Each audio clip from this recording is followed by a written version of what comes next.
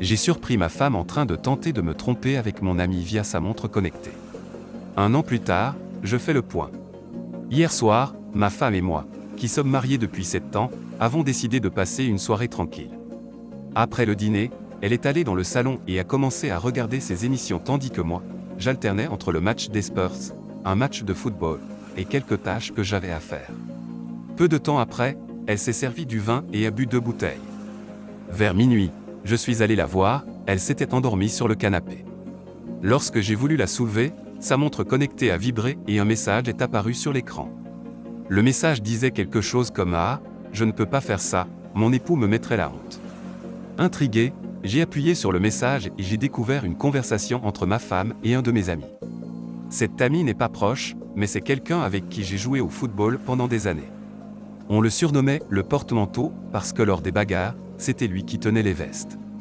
Comme je l'ai mentionné, j'ai appuyé sur la conversation pendant que la montre était encore à son poignet.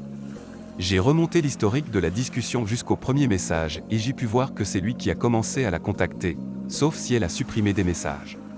Il y avait beaucoup de flirts et de sous-entendus, mais rien de concret.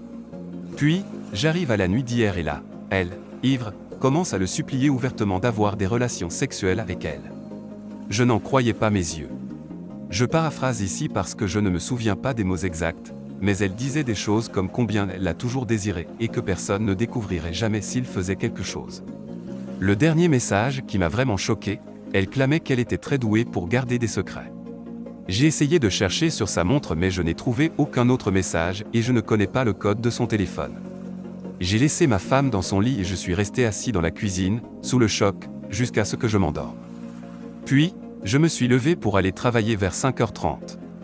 Arrivé à mon véhicule de travail, je me suis effondré au volant, réalisant que je ne pouvais pas gérer ça alors je suis retourné à la maison.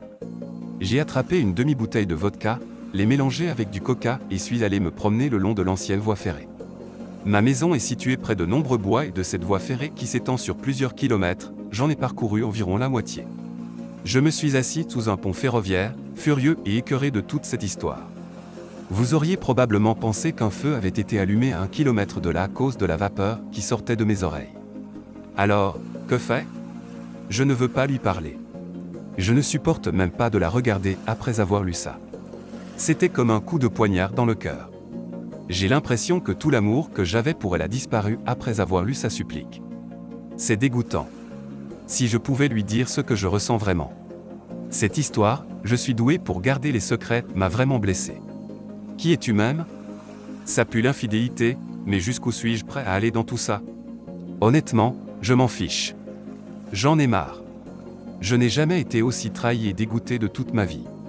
Le pire dans tout cela, c'est que j'ai énormément investi en elle, en tant que partenaire, mais aussi en tant que personne.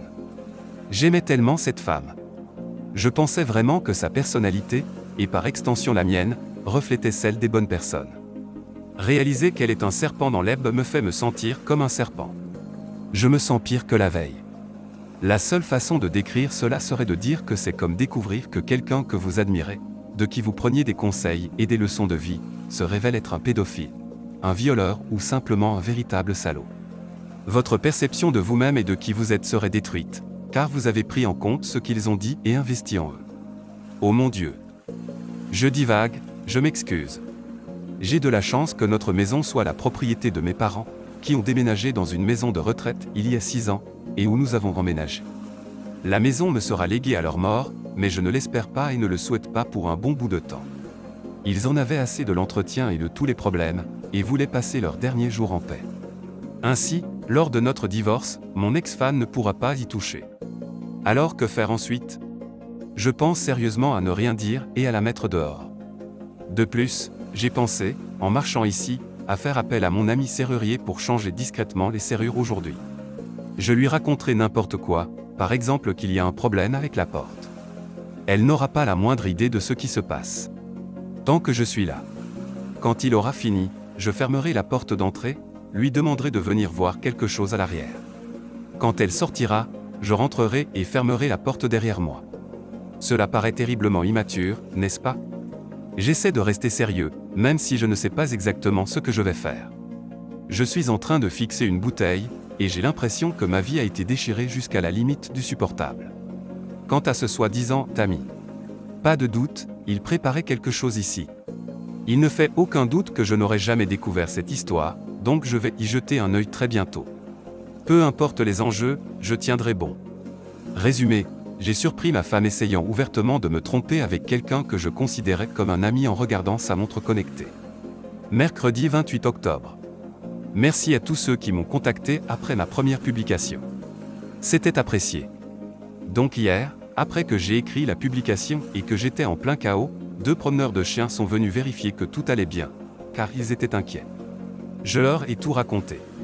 Ils ont écouté et la première chose que l'une d'eux m'a dit était « Mon garçon, la pire chose que tu puisses faire maintenant est de boire.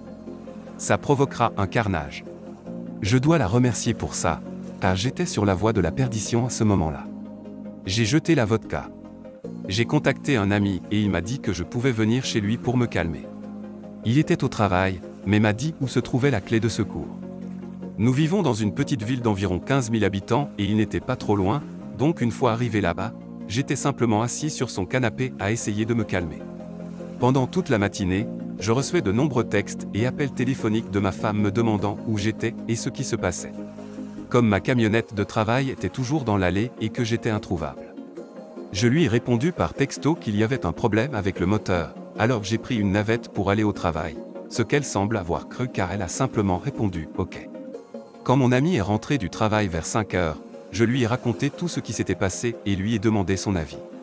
Je lui ai aussi demandé de ne parler à personne de l'histoire de la fourrure, car cela pourrait ensuite revenir à la femme, ce que je ne voulais pas à ce stade. Je m'occuperai de lui plus tard, par là, je veux dire que je vais révéler quel petit rat il est. Le frapper ne m'aide en rien pour l'instant. Pour ceux qui disent qu'il n'a rien fait de mal, il a envoyé un message à ma femme en premier. Il était extrêmement dragueur. Pourquoi diable envoie-t-il des messages à ma femme en premier lieu? Il ne la connaît que de loin. De loin? Écoutez, je n'ai aucun problème avec 2 adultes qui conversent entre eux, mais ils se connaissaient à peine et dès le départ, c'était de la séduction autant que je pouvais le dire.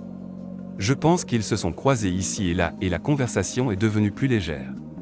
Mon ami m'a donc convaincu d'essayer de rester discret et de voir ce que je pouvais découvrir.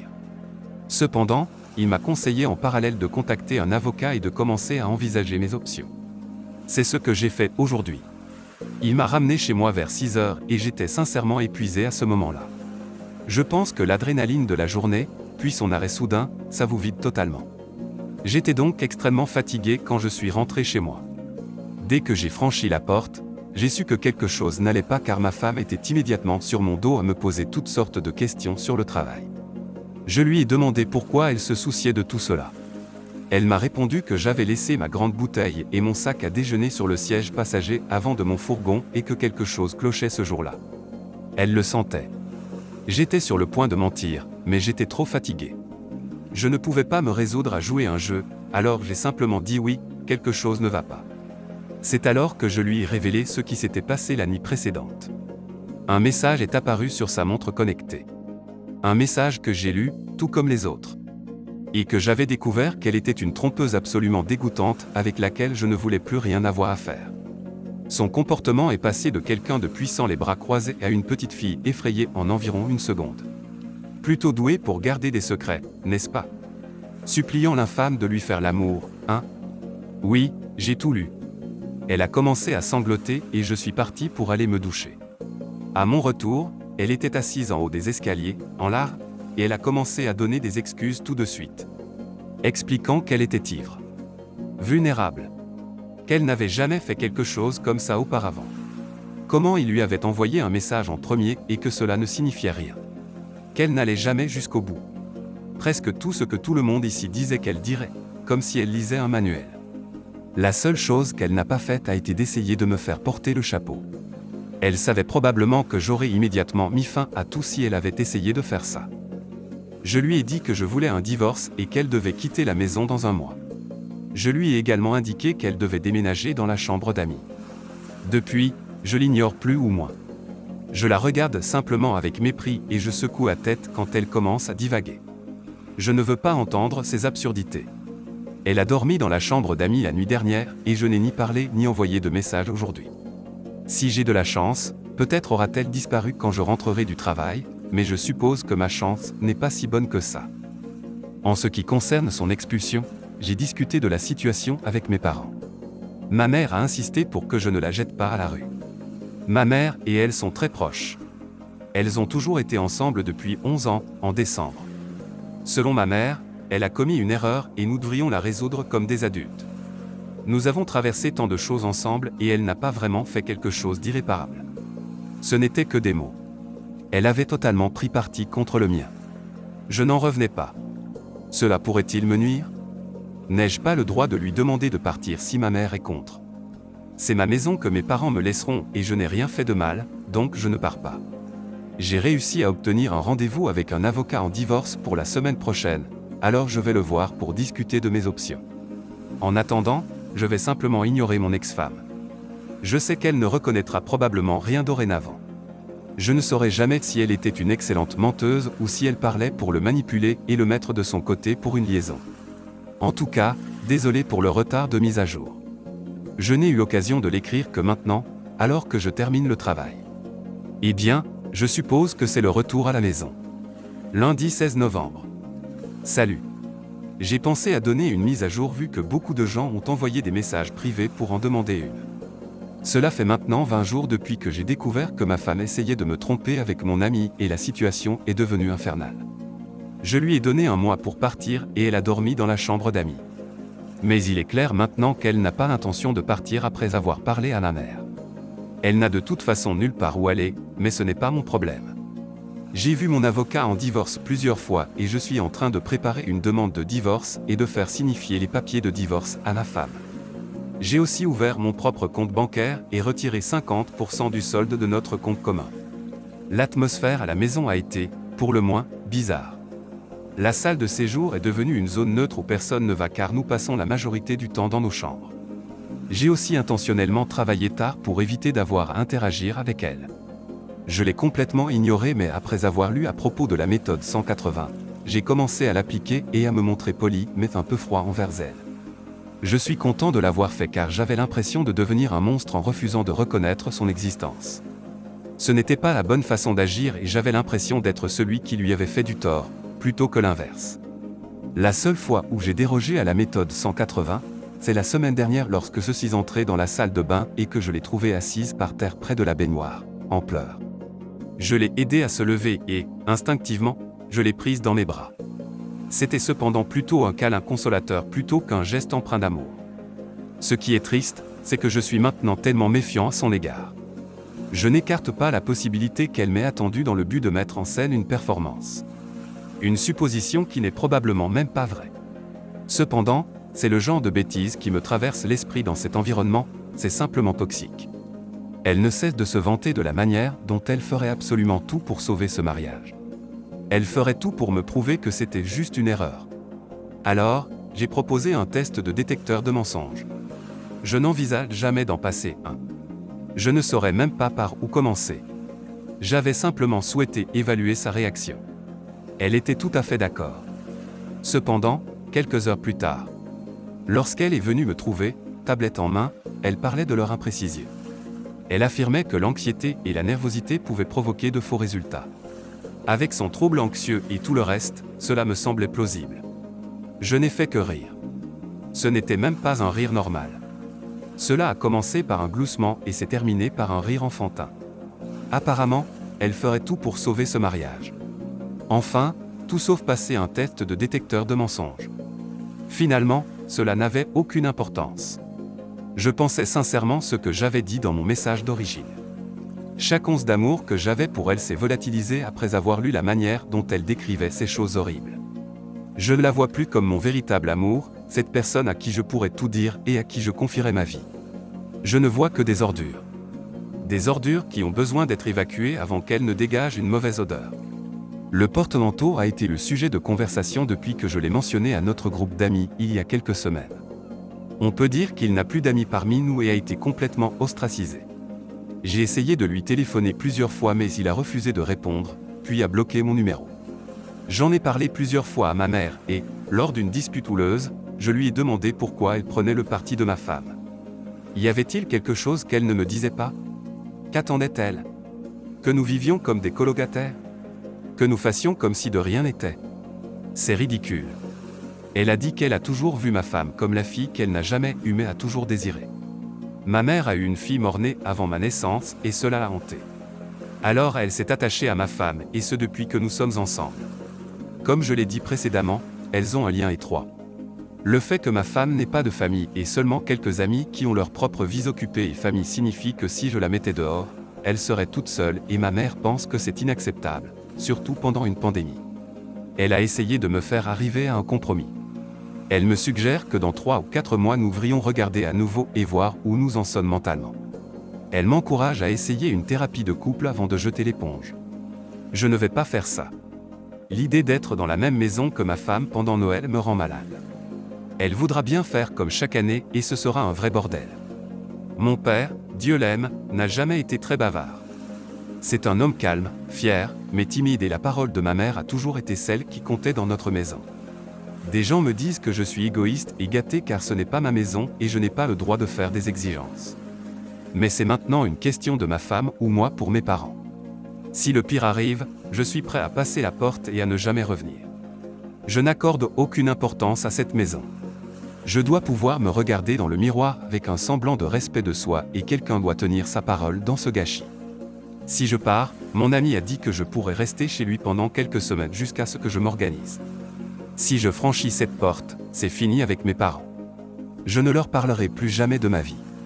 Ils verront probablement cela comme si j'abandonnais, moi qui m'en vais sans essayer au moins de réparer les choses en premier.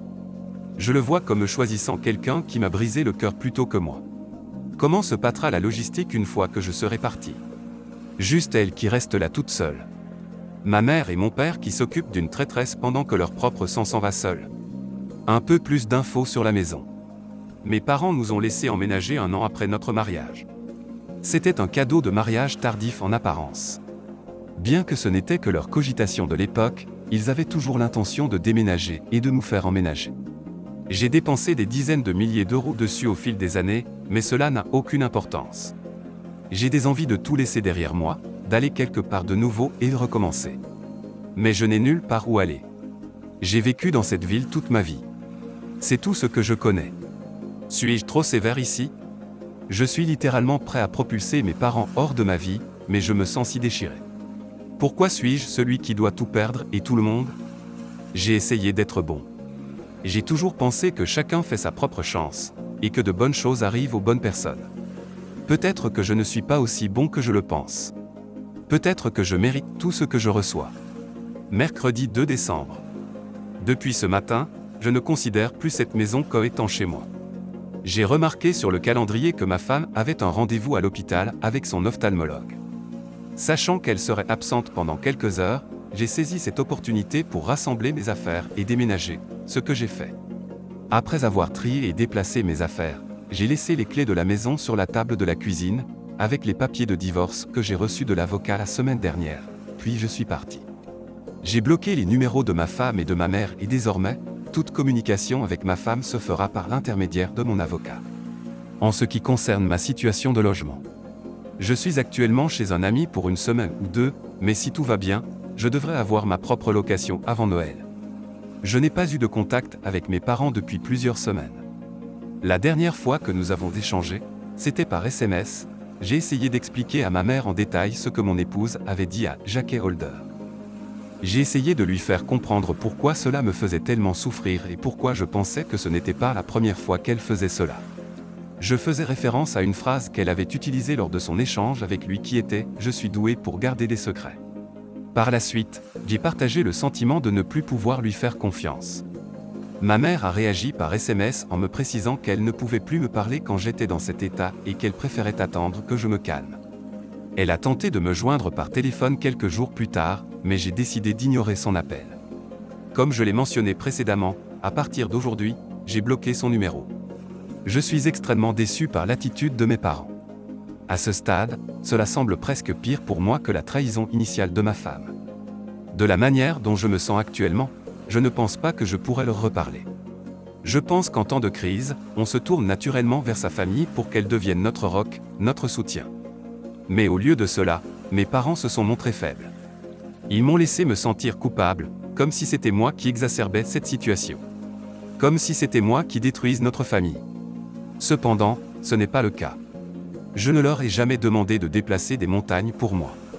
Je voulais simplement qu'ils mettent ma femme infidèle à la porte et ils ont fait leur choix. Mon père avait l'opportunité de se défendre pour une fois dans sa vie et de me soutenir. Cependant, il ne l'a pas fait. On fait des choix puis on vit avec, je suppose. En lisant certains des commentaires ici suite à mes précédentes publications, des gens ont dit des choses comme « j'ai abandonné trop facilement ». On m'a reproché d'avoir cherché une porte de sortie, de ne pas aimer ma femme car je n'avais pas essayé assez pour résoudre notre situation. Mais ce n'est pas vrai. J'aimais ma femme plus que n'importe qui d'autre sur cette terre et j'étais blessé quand j'ai découvert ce qu'elle faisait. Je pense que nous avons tous des limites et une fois que ces limites sont franchies, les choses changent de manière irréversible. Quand j'ai lu ces affreuses révélations, quelque chose a changé en moi. Je suis tombé amoureux d'elle, comme si j'étais sorti d'un charme dans les films. Tout ce qui est tenté après ça ne fait que retarder l'inévitable. Je dois dire que je suis intrigué par leur relation maintenant que je suis parti. Mes parents vont-ils continuer à la soutenir, sachant que cela a ruiné leur relation avec leur fils? Quant à moi, j'aimerais voyager. Ma femme détestait prendre l'avion, alors la plupart de nos vacances étaient dans le sud de l'Angleterre, dans des endroits comme Newquay, Torquay, Cornouailles et Devon. Il serait donc bien de voyager à l'étranger à nouveau. La dernière fois que j'étais à l'étranger, c'était quand j'avais 20 ans, pour des vacances entre amis en Grèce. Donc cela fait 13 ans. J'aimerais beaucoup voir un peu des États-Unis. Donc, une fois que cette pandémie se calmera, j'envisagerai certainement les États-Unis. Mercredi 26 mai 2021. Cela fait plus de 7 mois depuis mon premier post sur et je pensais sincèrement en avoir fini car je n'avais plus besoin de conseils. J'avais pris mes décisions et j'avais fait ce que j'avais dit que je ferais. Mais j'ai reçu un appel téléphonique ce matin qui m'a replongé dans le chaos. J'ai déménagé à environ 25 km de là. J'ai changé mon numéro de téléphone et je suis toujours en train de divorcer de ma femme. Elle a complètement ignoré toutes les demandes de mon avocat de divorce pour coopérer, ce qui a entravé le processus. Nous essayons maintenant de faire une demande de signification réputée et d'obtenir une réponse officielle des tribunaux. Si elle continue à ignorer tout cela, alors je pourrai procéder au divorce en sa participation. Ce matin, alors que j'étais au travail, un de mes amis m'a appelé pour me dire que mon père essayait de me contacter car ma mère n'est pas bien. Serait-il possible qu'il donne mon numéro à mon père? J'ai accepté et mon père m'a appelé pour me dire que ma mère est à l'hôpital. Elle est stable, mais pas en grande forme. Évidemment, j'étais choqué, car je n'ai pas entendu la voix de mon père depuis longtemps. C'est aussi la première fois que je l'entends aussi ému. Il m'a dit que ma mère voulait vraiment me voir, donc m'a-t-il demandé de le rencontrer à l'hôpital ce soir pour la voir avec lui. J'ai dit oui et j'ai arrangé une rencontre à l'extérieur de l'hôpital. J'ai fini par rentrer chez moi du travail, car je n'arrivais pas à me concentrer et maintenant je suis ici, à grimper les murs, me demandant si j'ai fait le bon choix. Je me demande si je vais être replongé dans cette galère que j'ai quittée. Je n'ai jamais été aussi nerveux de ma vie et le manque de contrôle que j'ai sur cette situation me fait tourner la tête. J'ai l'impression d'entrer dans un bâtiment en flammes, les yeux bandés, sans savoir où se trouvent les sorties. Pourquoi veut-elle me parler maintenant? A-t-elle changé d'avis? À moins qu'elle n'ait aussi changé de personnalité pendant qu'elle était là-bas. Je trouve cela peu probable. Ma femme sera-t-elle là? Je ne veux plus jamais la revoir. Je suis toujours en colère après ce qui s'est passé avec eux et la manière dont ils ont pris le parti de ma femme infidèle plutôt que le mien. J'étais partagé entre l'idée d'aller à l'hôpital ou non. Finalement, j'ai décidé d'y aller. J'ai également envisagé de voir si elle souhaitait parler par téléphone, mais je ne suis pas sûr qu'elle le ferait, ou même qu'elle soit suffisamment bien pour cela. J'ai l'impression d'être le coupable dans cette histoire et que j'aurais pu causer cela en m'en allant. Comment géreriez-vous cette situation? Samedi 29 mai. Désolé pour cette mise à jour tardive. J'ai passé les derniers jours à essayer de digérer ce qui s'est passé et comment je me sens à présent. J'ai fini par aller à l'hôpital mercredi soir, après beaucoup d'hésitation. J'étais vraiment sur le point de renoncer à la dernière minute, car je sentais mon courage m'échapper. Néanmoins, j'avais besoin d'une certaine clôture et je savais que je ne me pardonnerais pas si je n'y allais pas et que quelque chose survenait. En arrivant sur le parking de l'hôpital, j'étais envahi par une sensation de paranoïa et m'attendais à voir surgir ma femme de derrière un buisson. J'ai rencontré mon père à l'entrée, ce qui a été assez gênant, car il a essayé de me prendre dans ses bras et j'ai refusé. J'ai ensuite averti que si ma femme se trouvait présente d'une manière ou d'une autre, je partirais immédiatement. Il m'a assuré qu'elle n'était pas là, et nous nous sommes dirigés vers l'unité où se trouvait ma mère. À la vue de ma mère, j'ai eu très peur. Elle avait l'aspect d'un soldat revenant d'une bataille. Je ne l'avais jamais vue si fragile. Elle avait un œil très marqué par un coup, et son visage présentait beaucoup d'ecchymose et une coloration violette-jaune qui occupait un de ses côtés. Elle avait subi une grave chute, s'était brisé 2 côtes et le coude, et avait heurté un côté de sa tête et de son visage contre le sol. Le coude, les côtes, puis la tête, dans cet ordre, lorsqu'elle est tombée. Elle semblait hébétée, mais s'est réveillée en me voyant. Elle m'a dit combien je lui avais manqué et qu'elle n'était pas sûre de me revoir un jour. Je lui ai rétorqué que si elle avait vraiment voulu me joindre, elle aurait pu le faire. Nous avons discuté de ce qui s'était précisément passé et comment elle était restée allongée pendant quelques heures avant que mon père ne la trouve. Elle a également mentionné qu'elle était déterminée à reprendre une vie normale et à recoller les morceaux avec moi. J'ai évoqué ma femme et le fait que j'avais demandé le divorce, mais que celle-ci ignorait les lettres ou ne les recevait pas. J'ai donc interrogé ma mère sur sa présence à la maison. Ma mère a admis qu'elle était toujours là, et mon père a commencé à se sentir mal à l'aise. Face à cela, je me suis simplement détourné avec dégoût. Ma mère a commencé à évoquer combien ma femme était perdue sans moi et qu'elle ne s'en sortait pas bien.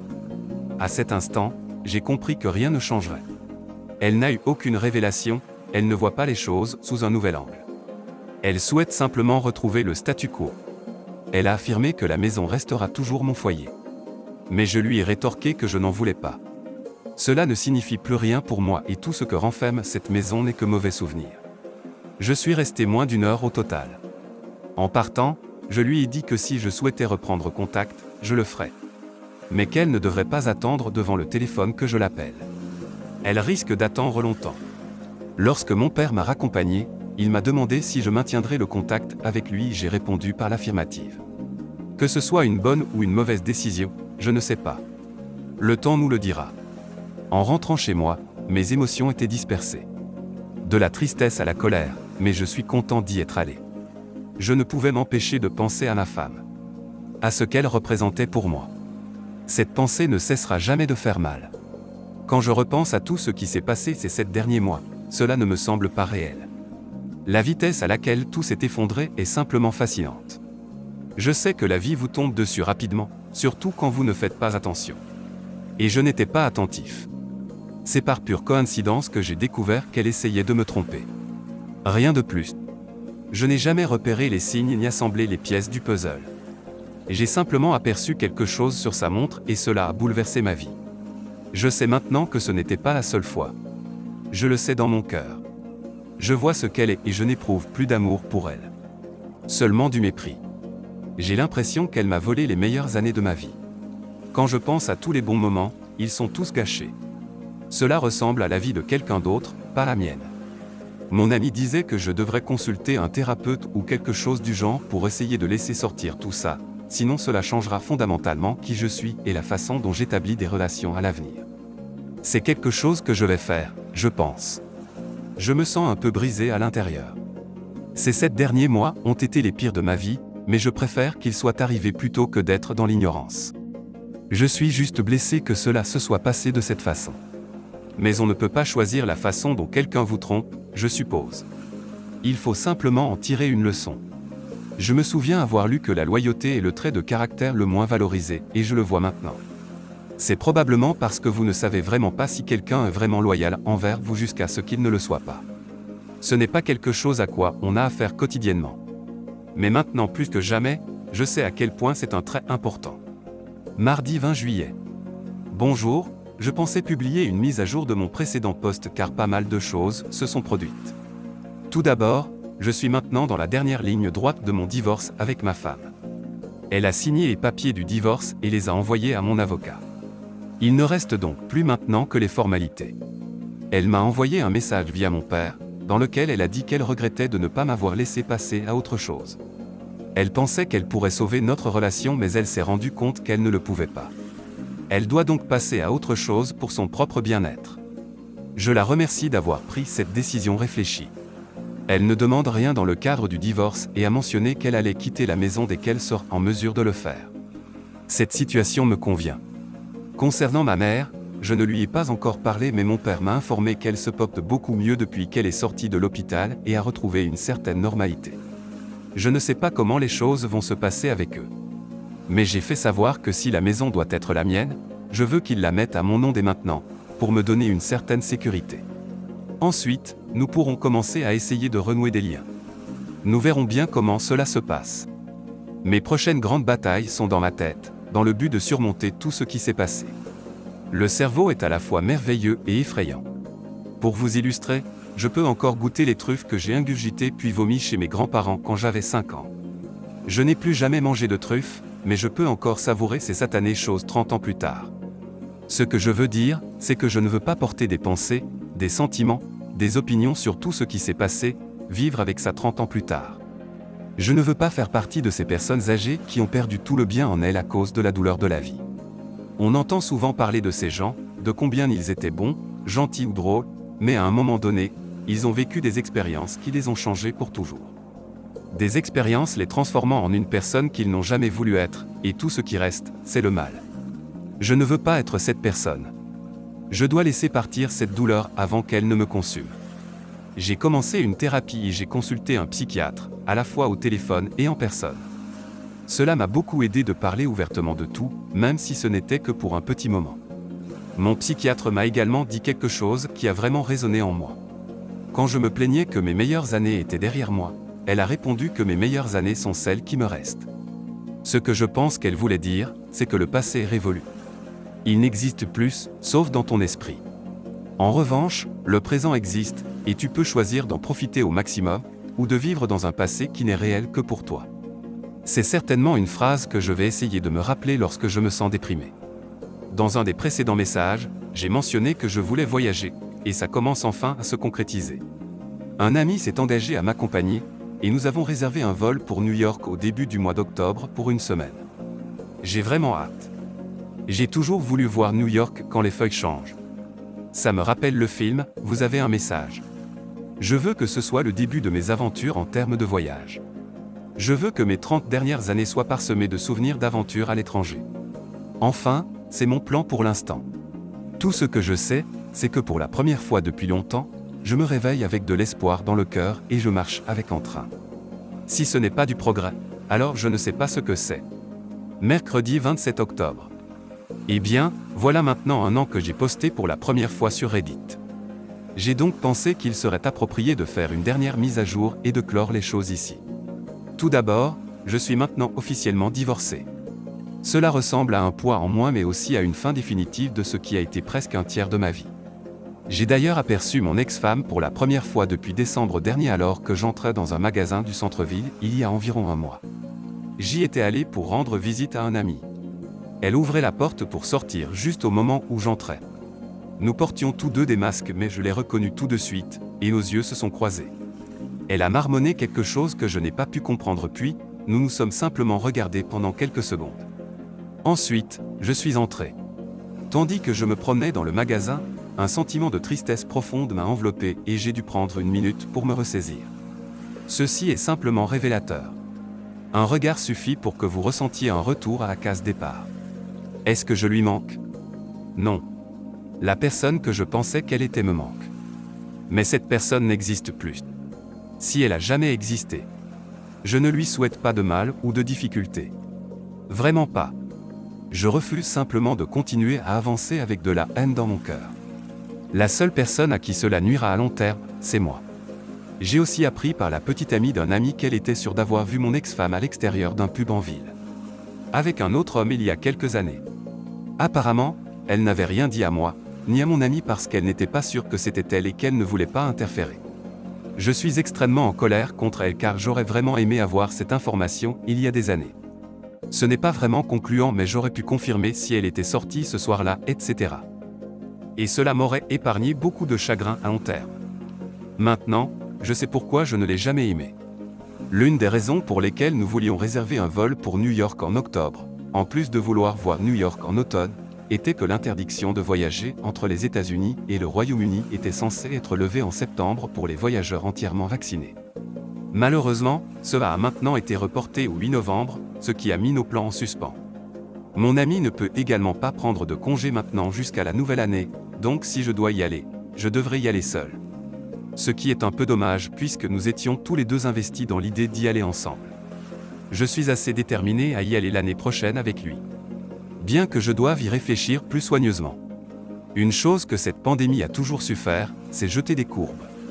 Je ne peux donc pas vraiment me plaindre ou dire que je suis surpris. J'y arriverai cependant, d'une façon ou d'une autre. N'est-ce pas le début de mon voyage dans ce sens? Je suis en difficulté quand il s'agit de mes parents et que tout ce que je ressens pour eux est une apathie totale. J'éprouve simplement du mal à ressentir quoi que ce soit. Peu importe à quel point j'essaie. Je ne pense pas que cela changera. Mon père a essayé de reconstruire la relation. Mais je ne m'en soucie plus. Cela peut sembler dur, mais c'est la vérité. J'ai mentionné dans mon dernier message que je souhaitais qu'il mette la maison à mon nom, bien que je n'ai pas donné suite à cela. Je pense que j'étais simplement en colère à ce moment-là et voulais affirmer une certaine domination au début de nos conversations. Mais, en réalité, cette maison me préoccupe très peu. Je pense que je préférerais vivre dans la maison du film, Les Griffes de la Nuit, plutôt que là-bas. Cela ne changerait de toute façon rien. Cela ne peut pas remonter le temps à moins que cela ne soit devenu une maison qui voyage dans le temps depuis que je suis parti, ou contourne ce qu'ils ont fait. C'est juste la triste conséquence des choix qu'ils ont faits. À toute personne qui envisage de pardonner à un trompeur, je vous en prie, ne le faites pas. Vous vous acharnez inutilement. Ne soyez pas cette personne qui s'efforce désespérément d'éteindre les feux allumés par votre partenaire trompeur pendant qu'il les rallume joyeusement. Je me sens plus fort que jamais après tout ce qui s'est passé et après avoir lu beaucoup de forums de soutien à l'infidélité au cours de la dernière année. Vous vous préparez à un monde de souffrance si vous ne réduisez pas vos pertes. Une histoire assez pertinente s'est produite au début de l'année. J'ai eu une expérience vraiment effrayante quand j'ai coupé l'arrière de mon pantalon sur une poubelle en métal en la frottant au travail. Je n'ai jamais réalisé que cela avait causé une coupure jusqu'à ce que je rentre à la maison et que je me couche le soir. Je me sentais un peu bizarre. Je me suis réveillé vers 2 heures du matin et ma jambe pulsait. Je me sentais extrêmement malade. J'avais une double vision, j'étais étourdi et j'alternais entre une forte fièvre et les frissons. J'ai immédiatement compris que cela pourrait être une sepsis. J'ai donc appelé une ambulance, on m'a dit que l'intervention allait prendre plus de 2 heures à venir, à cause du vendredi soir et du pic du Covid. Mes pensées tournaient à toute vitesse dans ma tête, alors que j'hyperventilais comme un fou. Savez-vous ce qui m'a calmé quand je paniquais complètement? J'ai accepté que je pourrais potentiellement mourir. Puis, pour une raison quelconque, je n'ai plus eu peur.